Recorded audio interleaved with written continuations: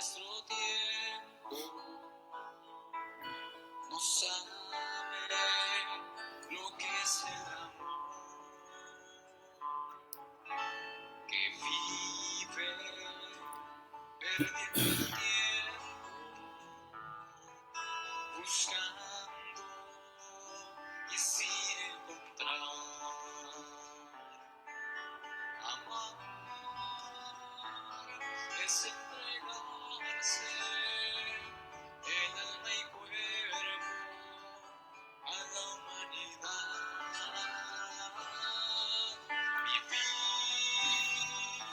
siempre sirviendo sin que tú esperes algo para ti. En Cristo yo he encontrado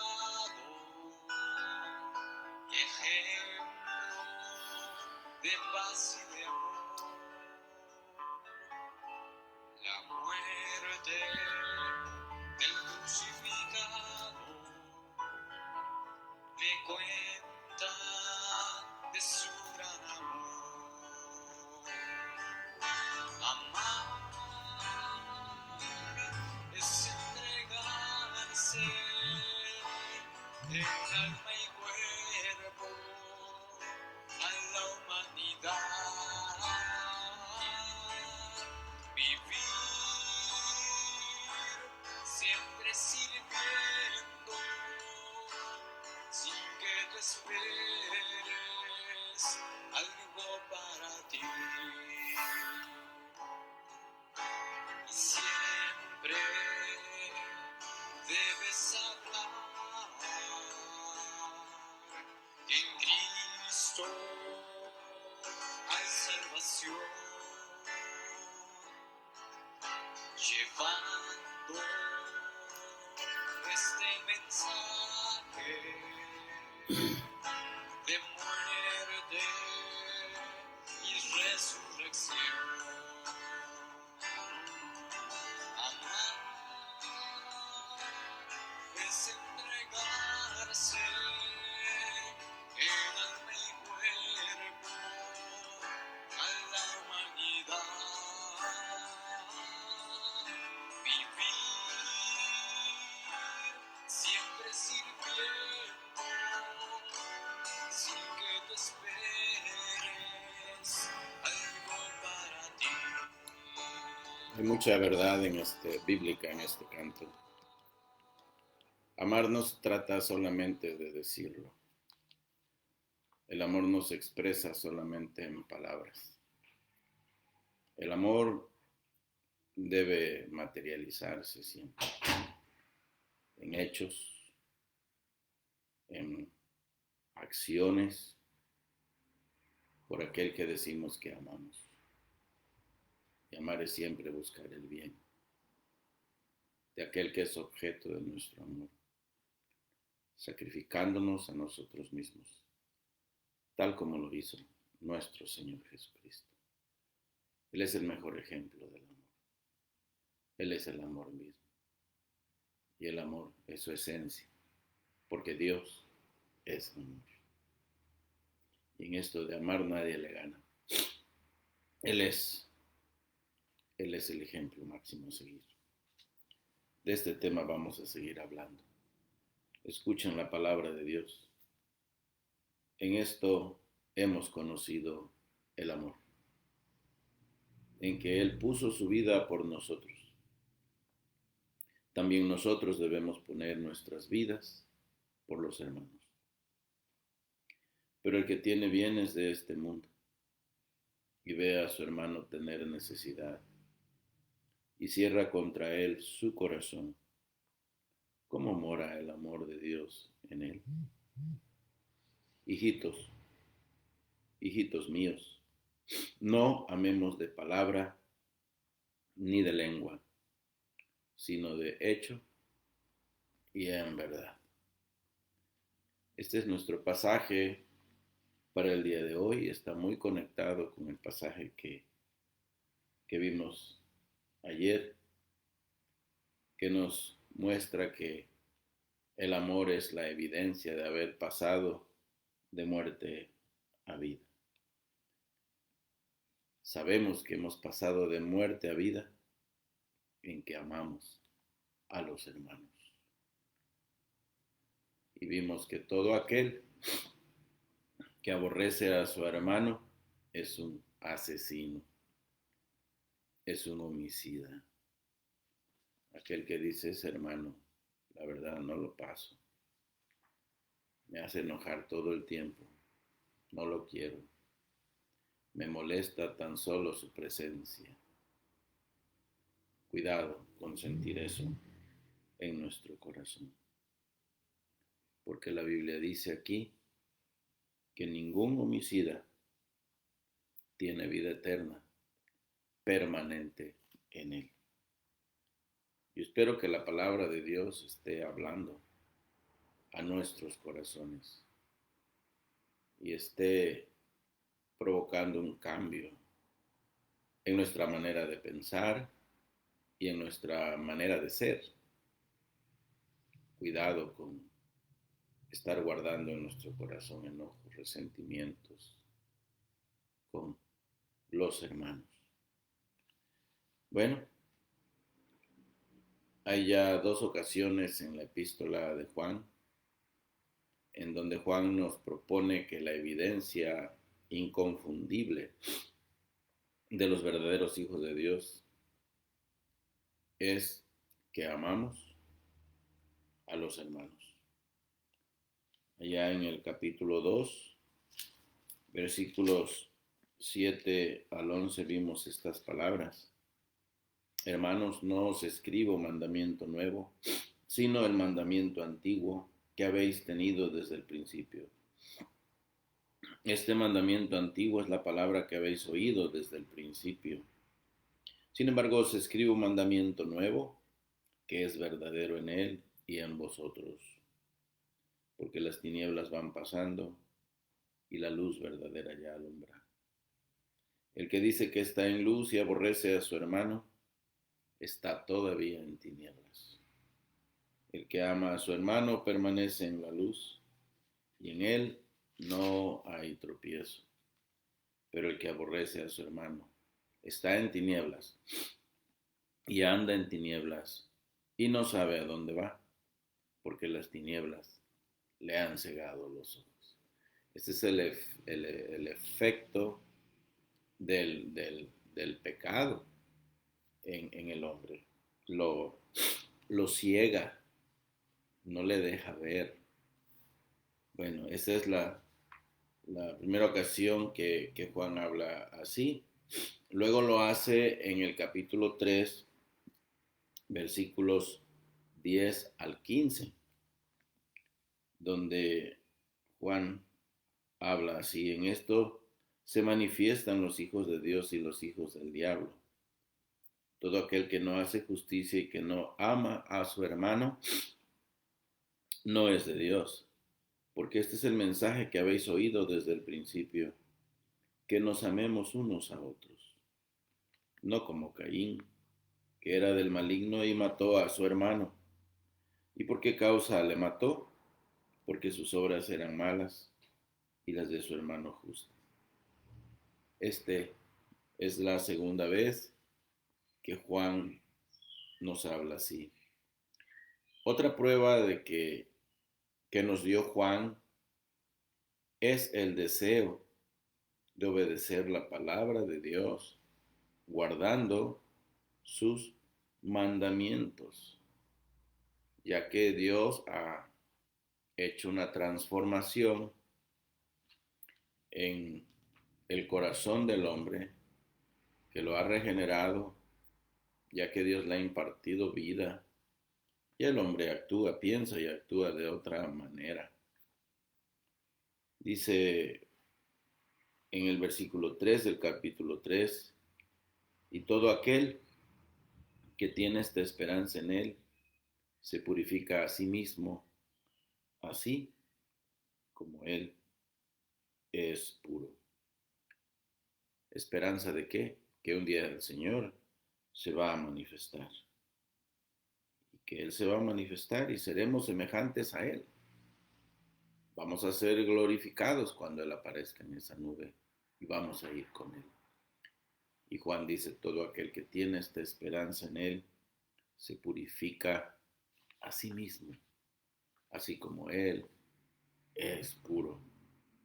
Si creemos que el Señor Jesucristo va a venir, nosotros estamos aguardando a su venida, nos preparamos, santificándonos. No queremos que nos encuentre todos pecaminosos, no queremos que nos encuentre desprevenidos, pecando, entregados a la mundanalidad.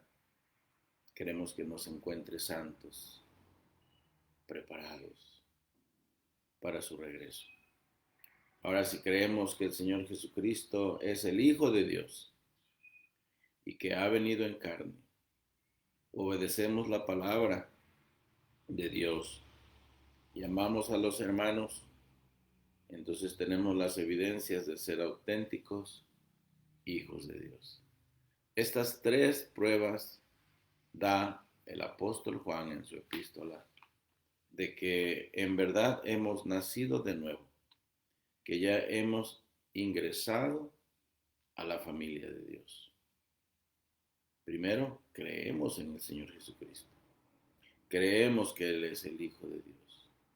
Creemos que Él ha venido en carne, es decir, que Él gozó de un cuerpo humano que participó de nuestra humanidad. Y luego tenemos deseo de obedecer la palabra de Dios. Amamos la palabra de Dios. Y en tercer lugar, tenemos amor hacia los hermanos. Son las evidencias de los auténticos hijos de Dios. Si usted ha dudado de su salvación en algún momento, hágase esta pregunta. ¿Usted cree en verdad en el Hijo de Dios de corazón? ¿Usted cree que Él ha venido en carne? ¿Y usted ama? ¿Tiene amor en su corazón? ¿Siente usted deseos de ser santo como Él es santo?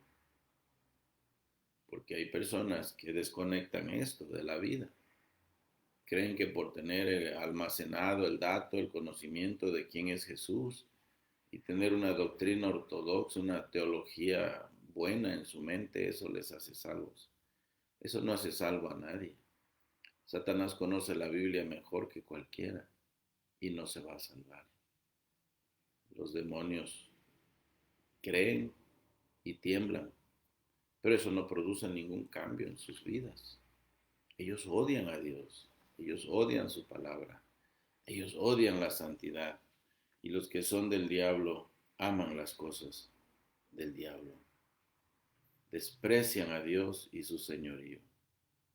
Entonces, si usted ama en verdad a Dios y usted cree en el Señor Jesucristo de todo corazón, usted tiene las evidencias de que es un auténtico hijo de Dios. Esta última evidencia es la que consideramos en nuestra sección anterior. Vimos que el amor es la marca inconfundible de los hijos de Dios. El Señor Jesús anunció a sus discípulos allá en Juan 13:35 que esa sería la manera en que sus discípulos serían identificados. El amor. Él dijo, en esto conocerán todos que sois mis discípulos, si tuviereis amor los unos a los otros. Lo que nos distinguiría no sería nuestra manera de vestirnos. Hay sectas, hay religiones que se distinguen por su vestimenta. Unos se cubren la cara, otros usan faldas hasta el suelo. Tienen cierta manera de hablar, usan cierto tipo de vocabulario que copian de sus dirigentes, pero los hijos de Dios solamente tienen esta marca. y es que aman.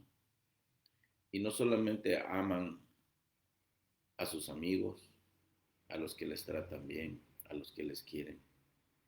Un hijo de Dios tiene la capacidad de amar incluso a sus enemigos. Un verdadero hijo de Dios está descrito en las bienaventuranzas. Es pobre de espíritu.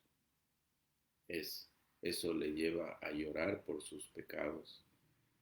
Se aflige y esa persona es mansa, es humilde. Esa persona no busca su propio bien, sino el bien de los demás, aunque por ello tenga que sacrificarse. Es lo que aprendió de su Señor. Entonces los hijos de Dios somos como Él. Entonces el amor es la marca inconfundible del auténtico Hijo de Dios. Juan nos puso como ejemplo a Caín, de quienes no conocen a Dios, quien demostró ser del maligno por envidiar a su hermano Abel y después quitarle la vida. Él estaba enojado. Él permitió que brotara una raíz de amargura en su corazón y no se detuvo hasta que no quitó la vida a su hermano. Fuimos advertidos de no caer en esa trampa en que cayó Caín. Nosotros podríamos hacer lo mismo. Cuando alguien no nos cae bien, cuando alguien nos molesta, nosotros vamos a empezar a tratar y una vez que nos amargamos contra esa persona, vamos a tratar de desaparecer esa persona de la escena. Y no pararemos hasta no aniquilarle espiritualmente. Debemos tener cuidado con eso. El que aborrece a su hermano ya es un asesino. Y dice Juan que los asesinos no tienen vida eterna permanente en él. En otras palabras, ellos no entrarán al cielo. No son hijos de Dios. No tienen derecho de entrar a su presencia. Bueno, hoy vamos a ver entonces, si ya vimos qué es el amor, ahora vamos a considerar con Juan cómo se expresa ese amor. Vamos a ver cómo se materializa el amor. Vamos a ver cómo es que se hace efectivo el amor. Y ya Juan, en la lectura que hicimos, nos ha mostrado que el amor no es para expresarse solamente en palabras, aunque las palabras son bonitas y elegantes, y siente uno bonito cuando alguien nos dice que nos quiere, cuando alguien nos dice que nos ama. Eso es bello, es bueno expresar nuestro amor en palabras, pero es mejor expresarlo con hechos contundentes. Es mejor expresarlo con actos. Es mejor materializarlo. Bueno, en cuanto a cómo amar, el mayor ejemplo lo puso nuestro Dios entregando a su Hijo Jesucristo para dar su vida por nosotros. Esto es lo que nos enseña la palabra de Dios. En esto hemos conocido el amor. Es así como Dios dio a conocer el amor. ¿Cómo? En que Él puso su vida por nosotros. El Señor Jesucristo. Él sí que amó en verdad. Él no solamente dijo al mundo los quiero, porque de tal manera amó Dios al mundo, que dio a su Hijo unigénito, para que todo aquel que en Él cree no se pierda, mas tenga vida eterna. Bueno, Dios no solamente lo dijo, Dios materializó su amor enviando a su Hijo unigénito a morir en esa cruenta cruz por nosotros. Dio su vida por nosotros. En razón de dar demostrando amor, nadie lo ha hecho como nuestro Dios. Porque en esto muestra Dios su amor para con nosotros, en que siendo aún pecadores, Cristo murió por nosotros. Él así lo demostró. Apenas osaría morir alguien por el bueno, pero Dios envió a su Hijo para derramar su sangre por pecadores, por lo peor de lo peor. Pues no debemos dar gracias a Dios por ello. Que Dios haya tenido tanta misericordia de nosotros. Ahora, por lo tanto, Dios nos pide que lo imitemos. Mire usted la segunda parte del versículo 16. También nosotros debemos poner nuestras vidas por los hermanos. ¿Hasta dónde debe llegar un cristiano manifestando su amor, derramando amor por los hermanos? Bueno, Dios dice, hasta el punto de que de ser necesario, estemos dispuestos a exponer nuestra vida por ellos, al punto de entregar, si es necesario, también nuestra vida por ellos. También debemos estar dispuestos a compartir lo que Dios nos da. Y yo creo que esta situación que estamos viviendo hoy día es una buena oportunidad para practicar este amor, porque hay muchas personas que han sido reducidas económicamente, hay personas que han enfermado y han expuesto todo el haber de su casa por salir de la enfermedad, de enfrentar la enfermedad. Bueno, pues, qué oportunidad entonces tenemos para mostrar el amor de Cristo. Siempre estar dispuestos. Si el hermano, la familia que sufrió tal problema o tragedia de enfermedad nos necesita, no deberíamos esconder la mano. Mire usted cómo lo expresa Juan en el versículo 17 del capítulo 3 de su epístola. Pero el que tiene bienes de este mundo y ve a su hermano tener necesidad y cierra contra él su corazón, ¿cómo mora el amor de Dios en él? Si alguien dice, yo soy cristiano, yo amo a Dios, yo amo a Cristo, pues que lo exprese, ¿no? En verdad que lo exprese. Porque también dice Santiago que si llega una persona con necesidad y te dice, ayúdame, hermano, tengo gran necesidad. Y tiene necesidad de comida, tiene necesidad de sustento, tiene necesidad de cubrirse, tiene frío, tiene hambre. Y si tú le dices, bueno, ve, hermano, vete en paz y caliéntate, que la pases bien, espero que la próxima vez que hablamos ya estés mejor, y no le das para resolver su problema, entonces eso de qué le va a ayudar, eso de qué le ayuda. ¿Dónde está el amor? ¿Cómo es que mora el amor en nosotros si cuando viene el hermano cerramos nuestra mano y escondemos los recursos? Ahora sé que lo que estoy diciendo es peligroso, ¿verdad? Porque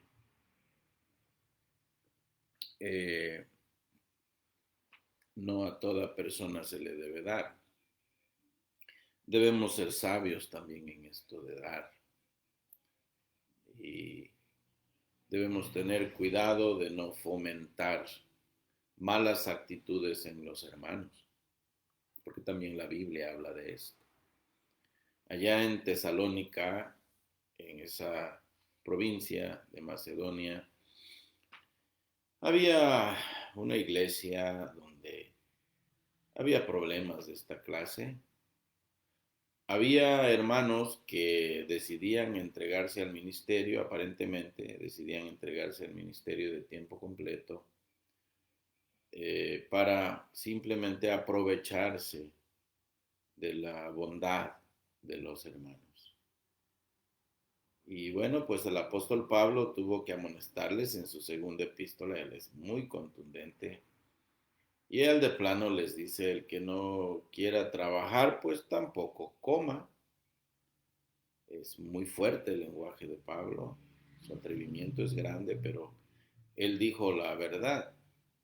Él les dijo: porque sé que hay algunos por allí que andan nada más perdiendo el tiempo, no haciendo nada. Pablo les dice a los tesalonicenses: nosotros trabajamos de día y de noche y los tratamos como si fueran nuestros hijos, nos comportamos como una madre para ustedes. Y no porque no tuviéramos derecho de exigirles apoyo económico, sino porque quisimos serles ejemplo, porque hay algunos por allí que andan de casa en casa entremetiéndose en lo ajeno y se andaban aprovechando de los hermanos. ¿Cuántas personas deambulan así hoy día en nuestras iglesias? Ponen una cara tan triste y tienen una capacidad tremenda de convencer. Y a todo mundo le andan pidiendo dinero, sin pena, sin vergüenza. Se han convertido en mendigos en sus mismas iglesias. Y eso no es correcto, porque tenemos un Dios tan bueno, tan fiel, tan generoso, que cuando en verdad le amamos y le servimos de corazón, Él abre su mano. Eso lo tenemos comprobado aquellos que le servimos. Y bueno, pues también entre los pastores hay de siervos a siervos, hermanos. Hay pastores que se han convertido en timadores de sus iglesias y han exagerado en su estilo para sacar provecho de sus iglesias. Dios nos libre de una actitud así y hacer de la iglesia una mercadería. Tener cuidado con ello. Si hay algún pastor que me está escuchando, bueno, pues ahí le va el consejo. Y el consejo es para mí también y para ellos. Debemos tener corazón para compartir también. Cuando vemos necesidades dentro de la iglesia, debemos sentir ese amor y aprender a dar. Bueno, Pablo amonestó muy duro a esos hermanos y les dijo de plano: pues el que no trabaje no coma, ¿no? En otras palabras, no tienen por qué fomentar la pereza. No tenemos por qué fomentar las malas actitudes. Entonces, debemos tener mucho cuidado con ello. Mucho cuidado.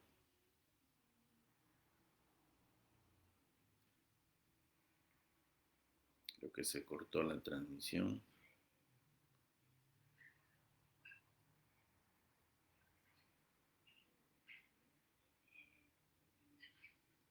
Un momento, por favor.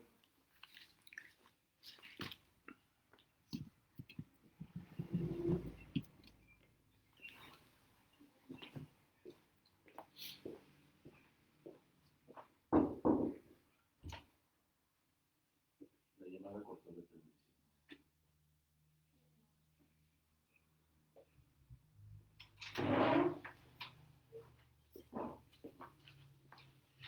Bueno, voy a seguir. Tenemos un problema técnico, pero vamos a seguir. Tal vez no se ve la imagen todavía, pero vamos a continuar. Gracias a Dios que podemos continuar. Ok, estábamos viendo esta situación de tener cuidado con no fomentar malas actitudes en los hermanos. Porque hay personas que se aprovechan. Sin embargo, aunque esas situaciones se dan, esto no evita la realidad que tenemos que poner en práctica, ¿verdad? Lo que Dios nos exige en su palabra. Abrir nuestro corazón, abrir nuestra mano, tener mucho cuidado de no pecar contra nuestro Dios. Juan nos dice, el que tiene bienes de este mundo y ve a su hermano tener necesidad. Bueno, ¿cómo es que, que está el amor de Dios en él? ¿Cómo mora el amor de Dios en él? Tenemos derecho a dudar que esa persona ame. Y si no tiene el amor de Dios, cuidado.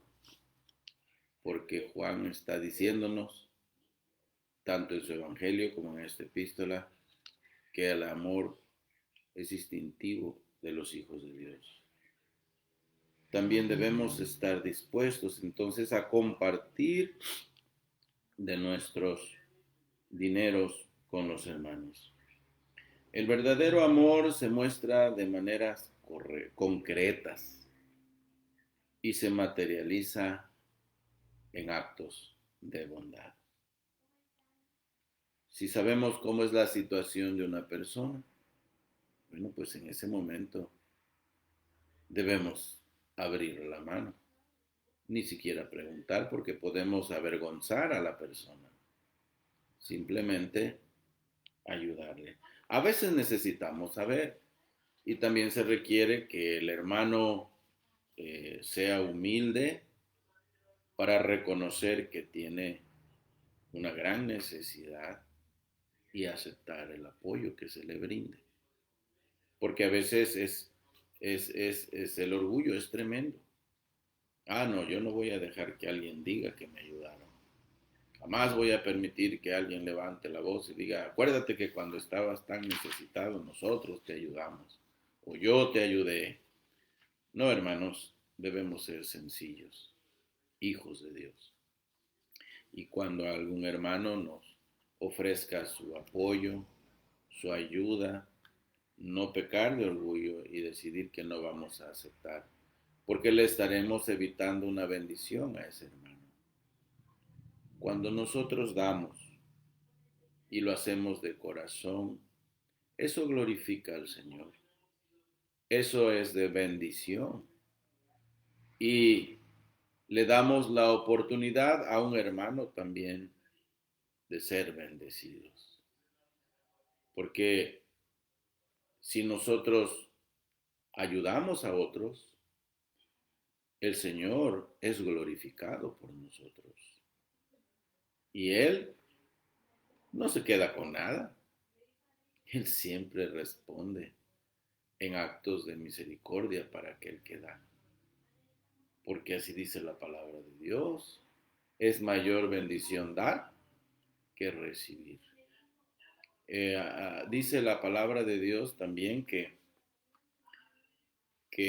aquel que piensa en el pobre, el Señor le bendecirá en gran manera. No le faltará nada en el día de necesidad. Y el mismo Señor mullirá su cama en su enfermedad. Dios no se olvida de aquellos que son bondadosos, créame. Nosotros no debemos esperar recibir, como el Señor nos enseña también en los evangelios, cuando hacemos algo. No debemos tocar la trompeta y para que todo el mundo sepa, y no debemos hacerlo con la finalidad de que nos recompense. Eso es lo que el Señor enseña cuando dice, cuando invites a comer a alguien, no invites a aquel que te puede invitar a comer otra vez, invita a aquel que no te puede invitar, aquel que no te puede recompensar. Y no es necesariamente literal esto, ¿verdad? Que no podemos invitar a nadie que nos pudiera corresponder. No, no es eso, sino el principio que el Señor está enseñando es, cuida la motivación por la cual hacemos cosas, que sea la motivación correcta.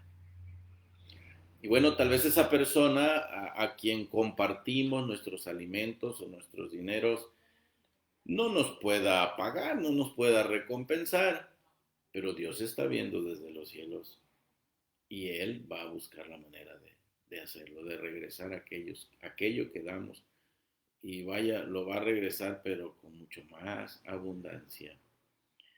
Si usted no me cree, haga la prueba, porque dice la palabra de Dios, a Jehová presta el que da al pobre y Él se lo pagará. ¿Cree usted en la palabra de Dios? Ahí está, hágalo y verá. Bueno, ahora Dios pide ser imitado por nosotros. Debemos estar dispuestos a darnos, así como Cristo se dio por nosotros. Porque el verdadero amor, como ya les dije, se demuestra de maneras concretas, se materializa en actos de bondad. Cerrar el corazón a un hermano en gran necesidad es un acto de crueldad.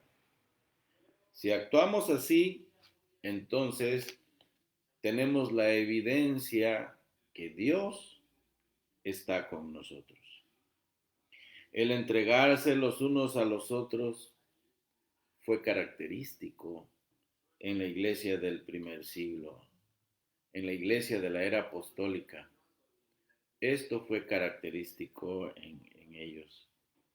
En Hechos 2, 43 al 47, a mí me gusta mucho este pasaje me gusta mucho, igual con el que está en el capítulo 4, y es algo que a mí me humilla porque digo, ay Señor, ¿cómo cuesta ser así? Ahora, sé que hay personas que tienen el don de la misericordia, hay personas que tienen el don de dar y no les cuesta meter la mano a la cartera, no les cuesta meter la mano al bolso del pantalón y sacar recursos y dar, y no necesariamente es gente rica, hay gente pobre, yo he conocido gente muy pobre en la iglesia que tiene este don, son muy generosos y en medio de su pobreza, como hablaba Pablo de estos hermanos macedonios, abundan en riquezas de generosidad, son como una nave de mercader que está siempre trayendo, bendiciendo a otros. Pero bueno, vean ustedes cómo el doctor Lucas escribió en Hechos el capítulo 2 y versículos 43 en adelante. Dice, y sobrevino temor a toda persona y muchas maravillas y señales eran hechas por los apóstoles. Todos los que habían creído estaban juntos y tenían en común todas las cosas. Y vendían sus propiedades y sus bienes y las repartían a todos según la necesidad de cada uno. Y perseverando unánimes cada día en el templo y partiendo el pan en las casas, comían juntos con alegría y sencillez de corazón, alabando a Dios y teniendo favor con todo el pueblo. Y miren el resultado de este estilo de vida de la iglesia del primer siglo. El Señor añadía cada día a la iglesia los que habían de ser salvos. Este es el resultado. Si practicamos el amor de Cristo con las personas, en la iglesia, fuera de la iglesia, este testimonio tocará corazones. Qué vida tan simple la de la iglesia cristiana del primer siglo. Ellos estaban juntos, convivían a diario y dice que tenían en común todas las cosas. Miren la doctrina que predicaba el socialismo y el comunismo, en realidad nunca se materializó. Donde este estilo de gobierno se dio en aquellos países, los únicos que se enriquecieron fueron los que dirigían el gobierno. Y así sucede actualmente los que practican ese tipo de gobierno. Pero aquí no fue así. Aquí Los hermanos en amor, no con fines políticos egoístas, sino por amor, compartían sus bienes. Y algunos hasta vendían sus bienes para traer el dinero a los pies de los apóstoles y bendecir a los hermanos.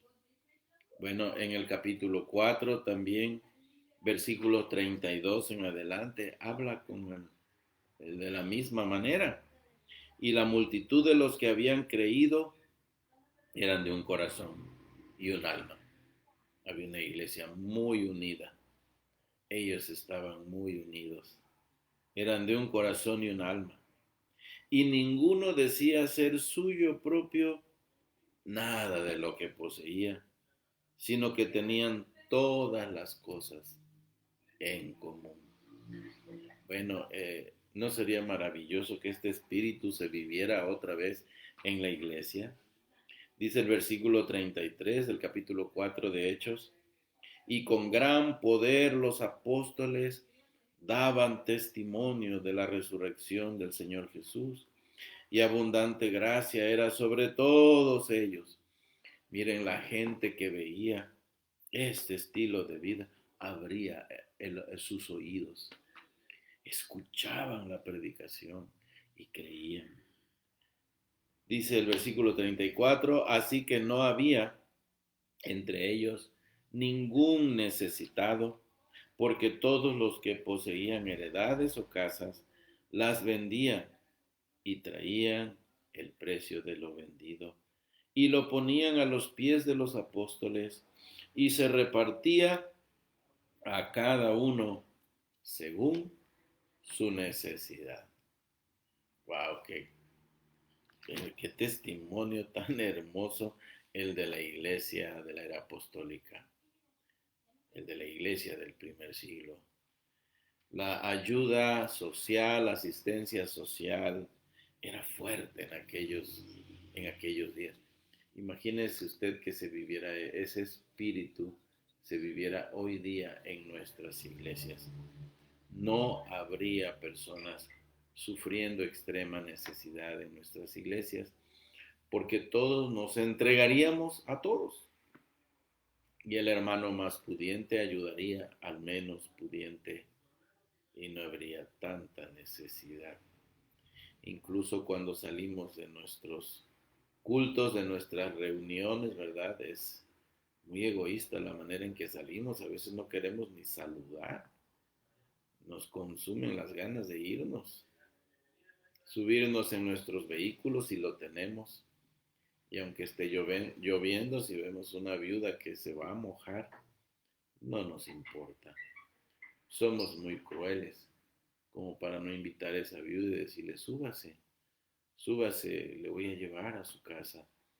Vas a gastar un poco más de gasolina, pero habrás invertido en el reino de los cielos y habrá sido de bendición para alguien. Bueno, el reverso es que he conocido hermanos que se han preocupado por viudas y por ancianitos y que han hecho de esta práctica un ministerio, ¿verdad? Del día domingo ir por ellos a sus casas. Qué bonito es eso, ¿verdad? Ir allá donde viven esos ancianitos o donde vive esa viuda ya de edad que no puede moverse con tanta facilidad. Y sé que hay hermanos, hermanas que me están oyendo y están pensando, ¡ay, qué maravilloso sería que alguien viniera por mí el domingo, viniera a mi casa y me llevara a la reunión, porque cada vez me cuesta más subirme al autobús! Ay, hermanos, qué tristeza nos va a dar cuando escuchemos que uno de nuestros ancianos se quebró los huesos por tratar de llegar en autobús a nuestra iglesia. Que no suceda eso. Hermanos, hay hermanos que podrían hacerlo. Hay hermanos que tienen medios de sobra para hacerlo.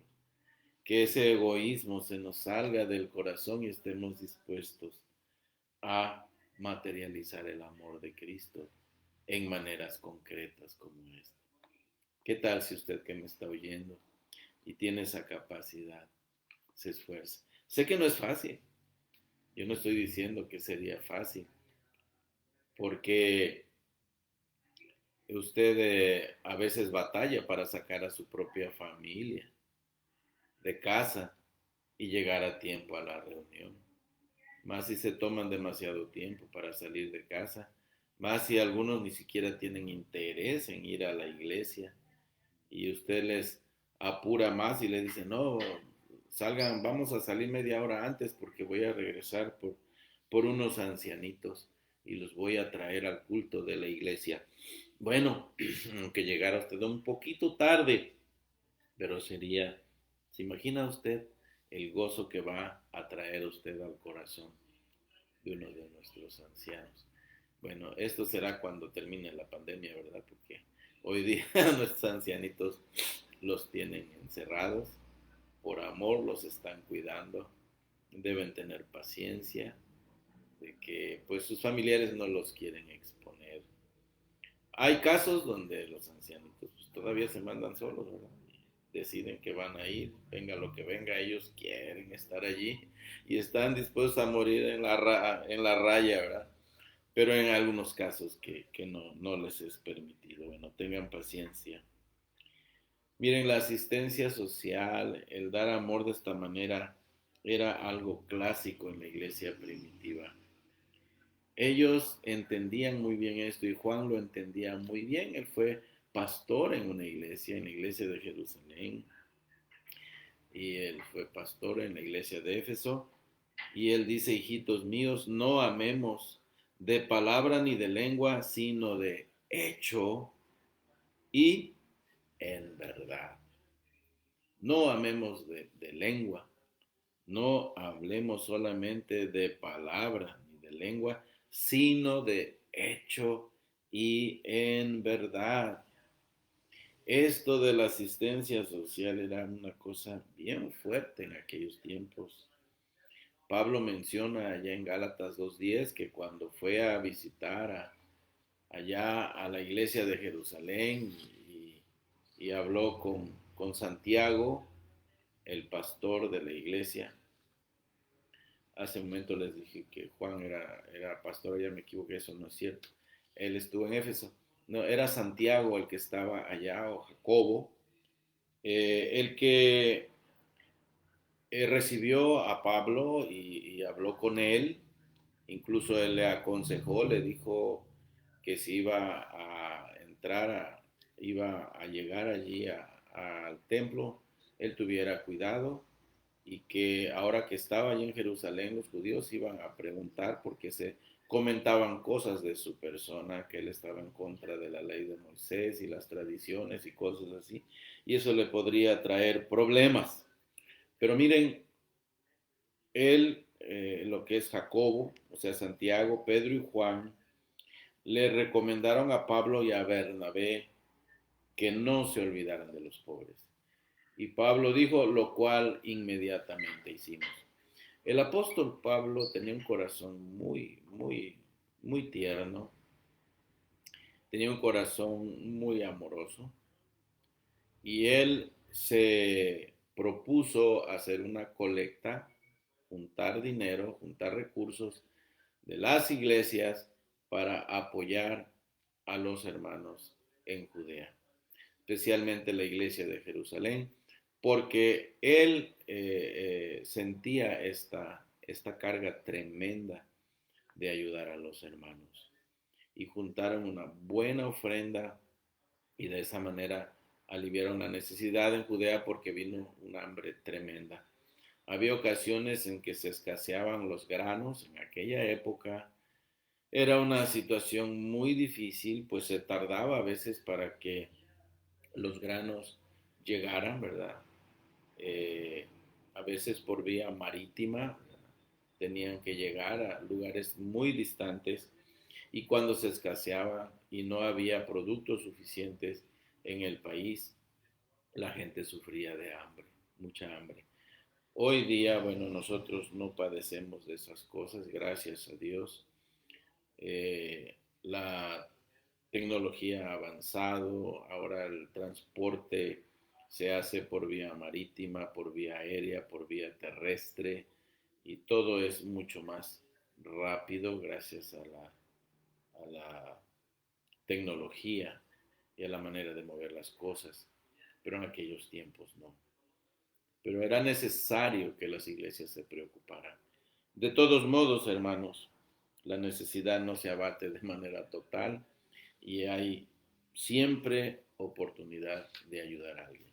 Recuerden que el Señor dijo, a los pobres siempre los tendréis con vosotros. Y siempre habrá una oportunidad para animar a alguien, para ayudar a alguien. Entonces Juan recomienda que seamos sinceros al amar. Cuando amemos, seamos sinceros y que sea de hecho y en verdad, no de lengua. Si decimos te amo, no nos cuesta. Decir te amo no nos cuesta. El problema es demostrarlo. Hay mujeres que se han quejado mucho de esto, ¿verdad? Se han atrevido a acusar a sus maridos de no materializar el amor que les prometen. Y hay mujeres que yo las he escuchado decir, a mí me gustaría más que mi esposo me lo demostrara a que me lo dijera, nada más. Y ese es el consejo de Juan. Hermanos, no amemos solamente de palabras, sino de hecho y en verdad.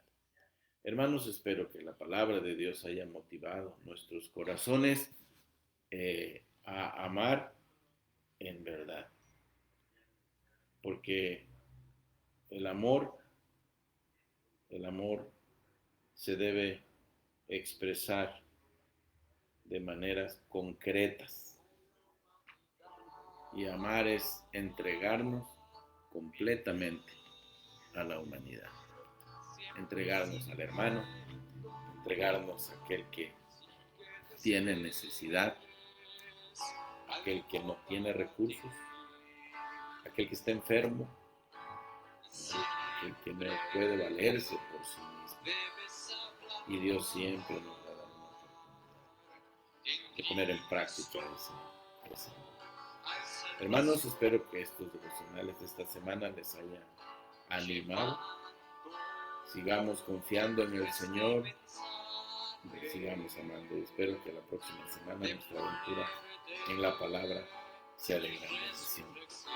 Les espero para el próximo miércoles con respecto a los devocionales. Que Dios les bendiga grandemente y de nuevo pues reciban un abrazo de mi parte. Que Dios les bendiga. Hasta la próxima.